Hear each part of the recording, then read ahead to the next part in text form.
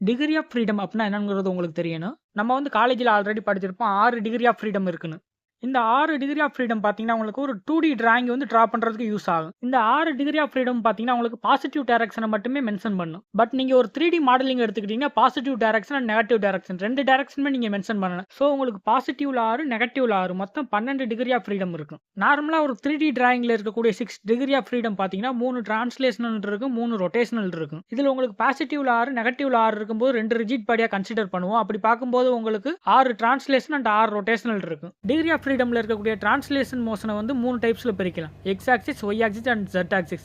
இது எல்லாமே உங்களுக்கு லீனியர் மோஷன்ல தான் வரும். அதாவது left, right, up, down, forward and backward. அதே மாரி ரொட்டேஷனல் டிகிரி ஆஃப் ஃப்ரீடம்ல பார்த்தீங்கன்னா, உங்களுக்கு எல்லாமே பார்த்தீங்கன்னா, ஆங்குலர் மோஷன்ல வரும்.